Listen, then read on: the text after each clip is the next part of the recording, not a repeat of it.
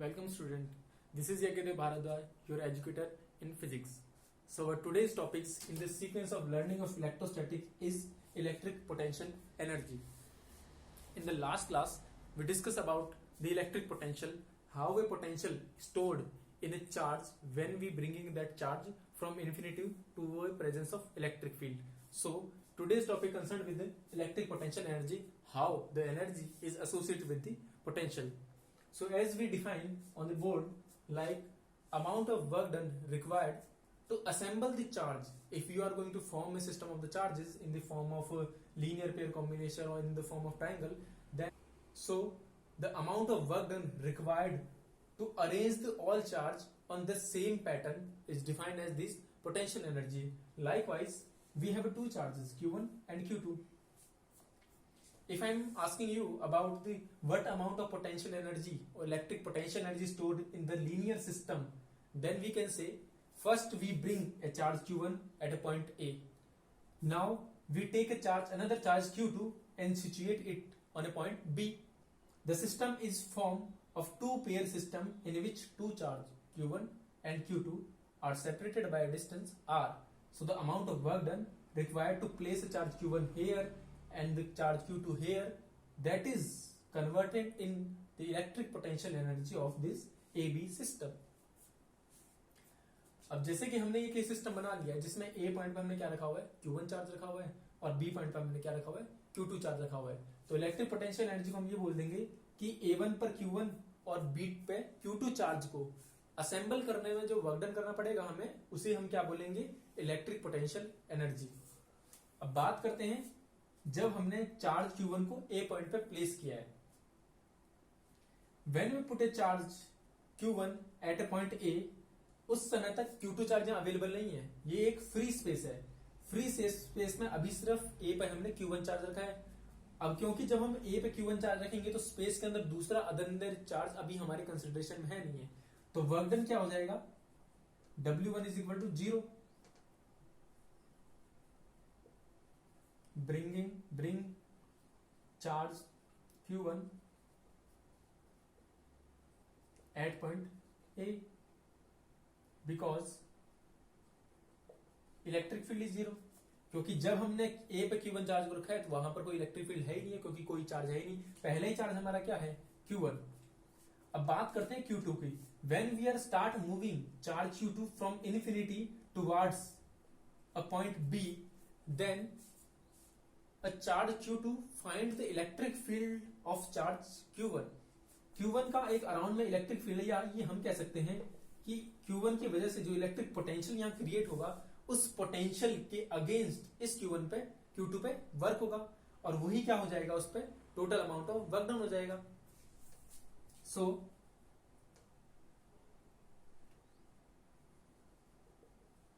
From definition of potential, V is equal to W upon Q. So the work done is V into Q.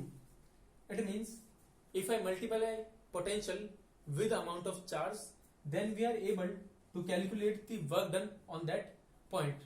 Now considering this case, potential at point B,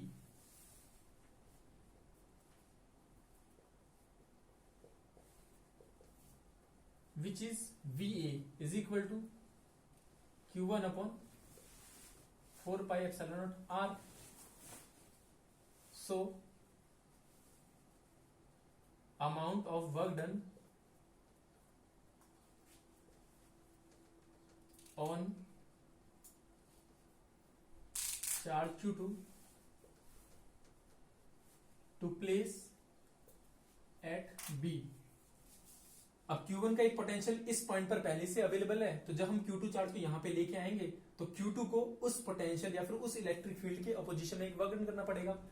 तो work done क्या हो जाएगा, W is equal to उस point पे potential और multiply with वो charge जिसको हम लेके आ रहे हैं. VA की वैल्यू क्या है, Q1 upon 4 pi epsilon not R, और चार्ज जिसको ब्रिंग लेके आ रहे हैं हम वो कितना है, Q2. और यही वर्क डन किसके रूप में स्टोर हो जाएगा, electric potential energy. So which is Q1 Q2 upon 4/ε0r. So this is defined as the term of electric potential energy.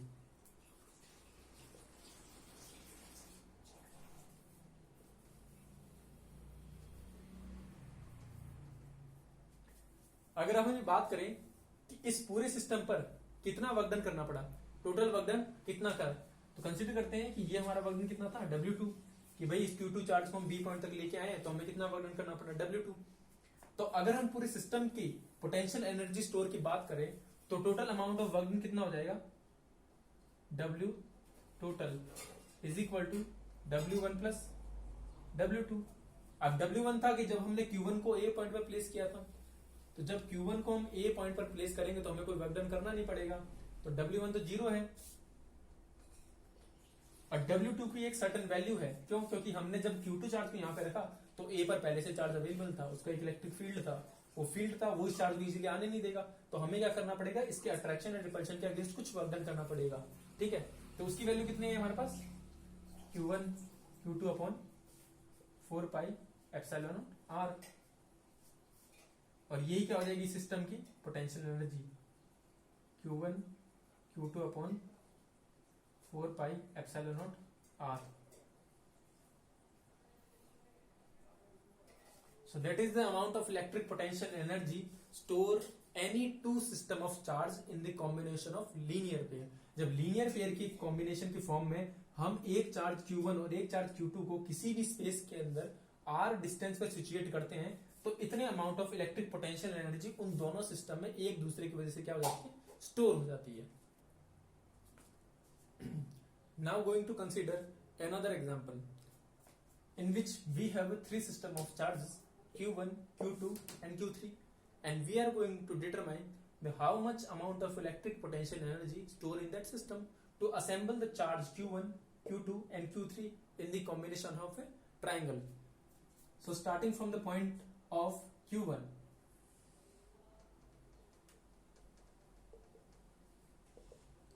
for bringing charge Q1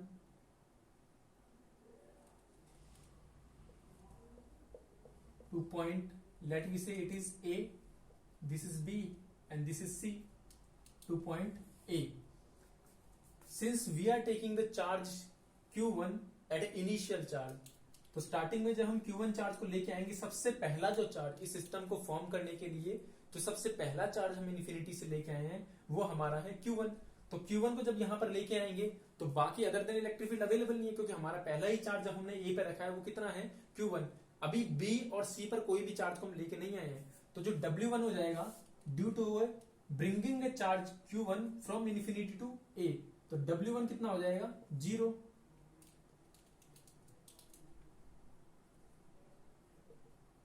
no electric field, क्योंकि जब A पर हम Q1 charge को रखेंगे तो वहां पर किसी और चार्ज का ना तो पोटेंशियल और ना ही क्या है, इलेक्ट्रिक फील्ड।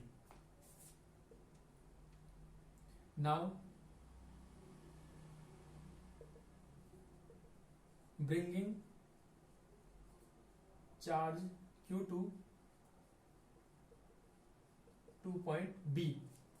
अब Q2 चार्ज को इन्फिनिटी से हम लेके आए हैं B पॉइंट पर। अब जब इन्फिनिटी से लेकर इस B पॉइंट पर हम Q2 चार्ज को रखेंगे तो as we know the amount of work done W2 is equal to the value of potential at point B। तो अभी जब हम B पर बात करेंगे तो एक तो वर्क डन निकालने के लिए हमें B पर क्या चाहिए, पोटेंशियल की वैल्यू चाहिए, और जिस चार्ज को हम लेके आ रहे हैं उस चार्ज को उससे क्या कर देंगे, मल्टीप्लाई कर देंगे, क्योंकि अभी इस सिस्टम पे C पर कोई चार्ज आया नहीं है। अभी तक हमने सिर्फ A पॉइंट पर Q1 चार्ज को रखा है, अभी C को लाना बाकी है।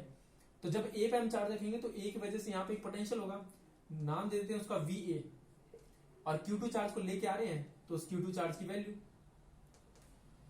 So the potential due to charge Q1 at point B is Q1 upon 4 pi epsilon naught R12 multiply with the charge which you are carrying out from infinity, जिस charge को आप इन्फिनिटी से B point पे लेके आ रहे हैं उसकी value Q2।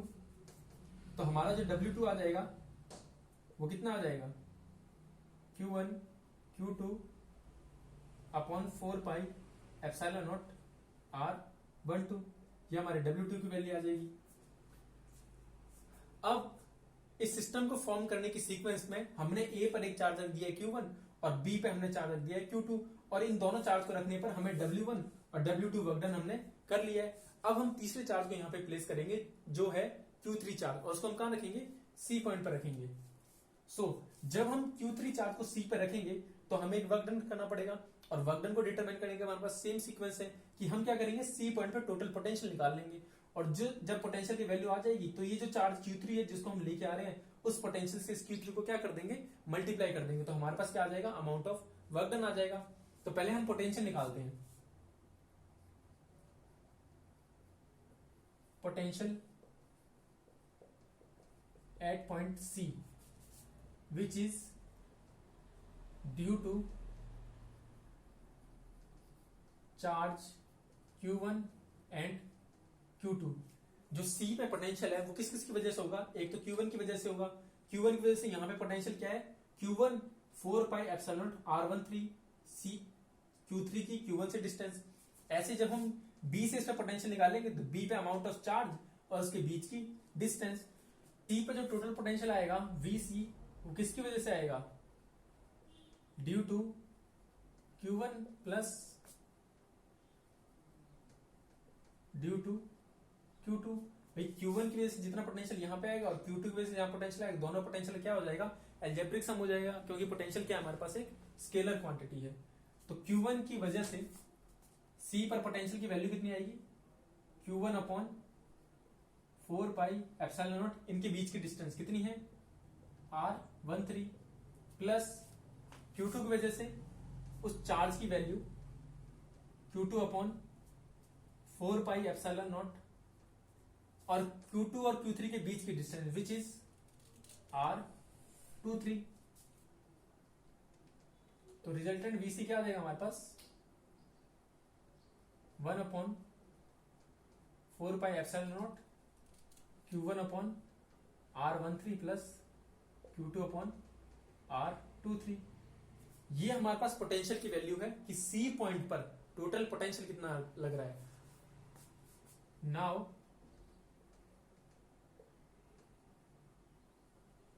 Work done bringing Q3 on C। अब C पॉइंट पे Q3 लाने का वर्क डन कितना पड़ेगा, let's say this is W3, so which is VC into Q3। तो VC पे जो पोटेंशियल है उसको जिस चार्ज को हम लेके आ रहे हैं उससे क्या कर देंगे, मल्टीप्लाई कर देंगे। तो VC की वैल्यू कितनी है हमारे पास, 1 upon 4 pi epsilon not Q1 upon R13 plus Q2 upon R23 into में Q3 से क्या कर देंगे, इसको मल्टीप्लाई कर देंगे। टोटल वर्क डन W3 कितना आ जाएगा हमारे पास, 1 upon 4 pi epsilon not Q1 Q3 upon R13 plus Q2 Q3 upon R23। तो ये हमारे पास क्या आ जाएगा, वर्क डन आ जाएगा। तो इस पूरे सीक्वेंस में हमने क्या क्या निकाल लिया, एक W1 निकाल लिया कि जब हमने चार्ज पॉइंट A पर चार्ज Q1 को रखा तो कितना वर्क डन करना पड़ा था, W1 वो कितना था, 0। फिर हमने किया B पर Q2 चार्ज को असेंबल किया, और जैसे B पे चार्ज Q2 को असेंबल किया तो हमें एक अमाउंट ऑफ वर्क डन करना पड़ा। क्यों, क्योंकि जब B पर हम चार्ज Q2 को रख रहे थे तो वहां पर Q1 पहले से अवेलेबल था, और उसका क्या था, एक इलेक्ट्रिक फील्ड था जिसके अपोजिशन में क्या करना पड़ेगा, वर्क डन करना पड़ेगा। अब बात करेंगे Q3 चार्ज की। When we are going to place a Q3 charge over the point C, since there is a presence of two different charges called Q1 and Q2, so the both charges apply certain amount of potential at point C, due to which the Q3 oppose certain amount of force और एक work done के against में Q3 पे work done करना पड़ेगा, और वही work done क्या आएगा हमारे पास, W3 आ जाएगा। सो अब नेक्स्ट स्टेप में हम ये total amount of work done को क्या कर देंगे, ऐड कर देंगे, तो हमारे पास क्या आ जाएगी, इस पूरे सिस्टम की पोटेंशियल एनर्जी आ जाएगी।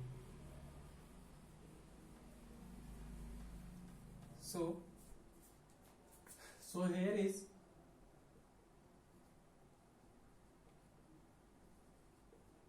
total work done in assembling the charge system, which is W net is equal to W1 plus W2 plus W3 and the same amount of total work done to assemble charge Q1, Q2 and Q3 on the given situation is stored as potential energy of the system.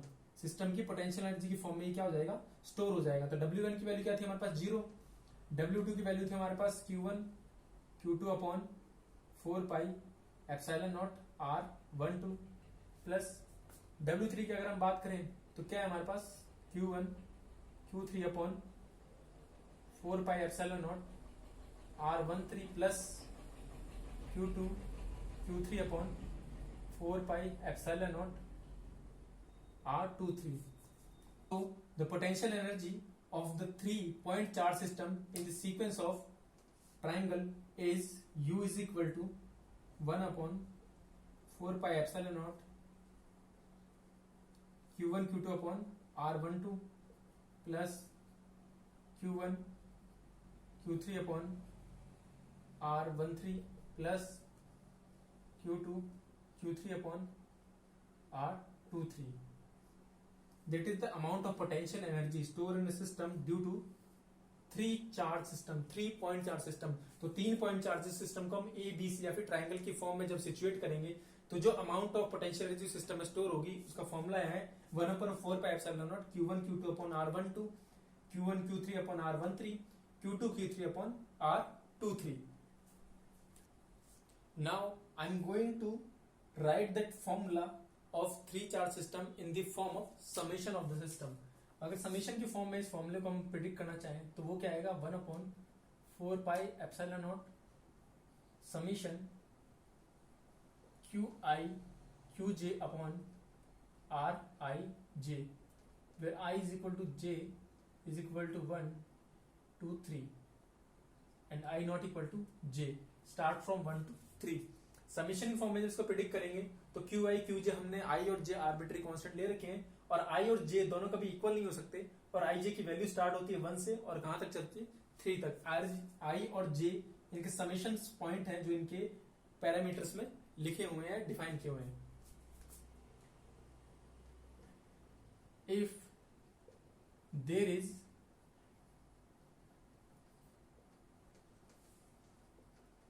n charge system, अगर इसी तरह जैसे हमने पहले 2 charge system को assemble किया फिर हमने 3 चार्ज सिस्टम को असेंबल किया, अगर ऐसे ही हम n चार्ज सिस्टम को असेंबल करें तो उसमें जो टोटल वर्क डन आ जाएगा W नेट वो क्या हो जाएगा हमारे पास W1 plus W2 plus W3 plus W4 plus plus WN.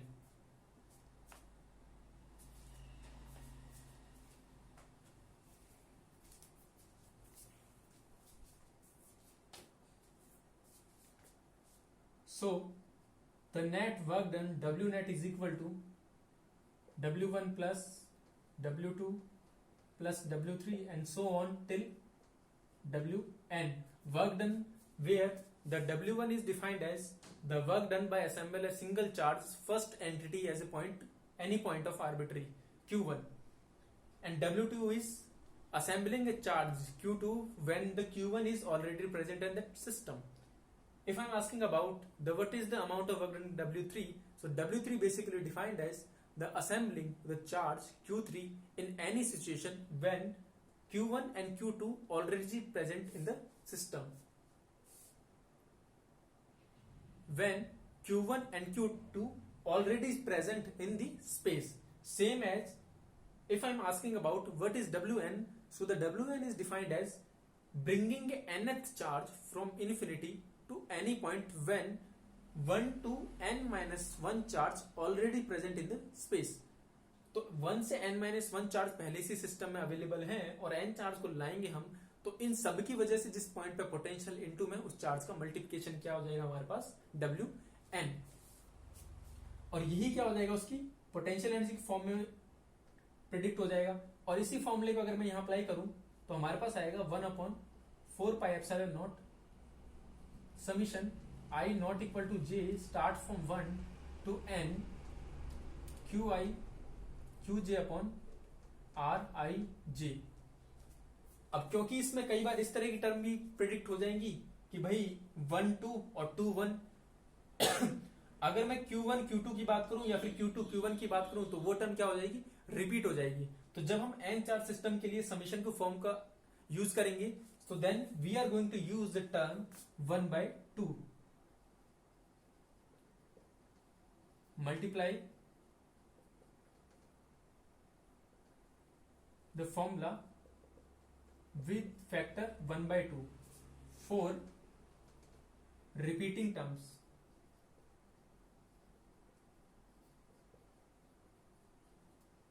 So the potential energy of n system is defined as 1 upon 4 pi epsilon naught summation I is equal to 1, j is equal to 1 and I not equal to j to n q I q j upon r I j and multiply with 1/2। तो 1/2 के factor का multiply हमने इसलिए किया है, एक case simple consider करते हैं कि जब i और j की वैल्यू दोनों सेम नहीं, कंसीडर कर लेते हैं फर्स्ट केस ये है कि i की वैल्यू 1 है और j की वैल्यू 2 है, तो यहां पर आएगा q1 q2 अपॉन r12 और प्लस जब जैसे हम आगे बढ़ेंगे तो i और j अपनी वैल्यू रिप्लेस कर लेंगे, तो यहां पर क्या हो जाएगा q2, ये क्या हो जाएगा q1 और ये क्या हो जाएगा r21, वो तो सेम ही चीज है। जैसे कि यहां से हम लिखे q1 q2 अपॉन r12 या q2 q1 r21, वो दोनों सेम ही है, तो ये क्या हो जाएगी, हमारी टर्म रिपीट हो जाएगी। इसीलिए जब हम n चार्ज सिस्टम की बात करते हैं तो जो रिपीटिंग टर्म्स हैं उसके लिए हम 1/2 का फैक्टर यूज कर लेते हैं, उससे क्या हो जाता है, हमारा एग्जैक्ट पोटेंशियल एनर्जी का फॉर्मूला डिराइव हो जाता है। So that is all from the potential energy, how it's stored when we are going to assemble different kind of charge system. अब इसी फॉर्मूले के सीक्वेंस को हम यूज करते हुए 4 चार्ज सिस्टम या फिर 5 चार्ज सिस्टम या फिर हेक्सागन की स्ट्रक्चर में जब चार्ज को असेंबल करेंगे तो हम पोटेंशियल एनर्जी को कैलकुलेट कर सकते हैं कि कैसे इलेक्ट्रिक पोटेंशियल एनर्जी किसी भी formation of system of charges के अंदर स्टोर होती है। From today's class in which we discuss about the electric potential energy due to the point charge system. अब नेक्स्ट क्लास में जो हम डिस्कस करेंगे वो ये है कि जब किसी चार्ज को किसी नॉन यूनिफॉर्म या फिर यूनिफॉर्म इलेक्ट्रिक फील्ड के अंदर हम प्लेस करते हैं तो उसकी पोटेंशियल एनर्जी पे क्या इफेक्ट पड़ता है और कैसे इलेक्ट्रिक पोटेंशियल एनर्जी उस इलेक्ट्रिक फील्ड से एसोसिएट होती है।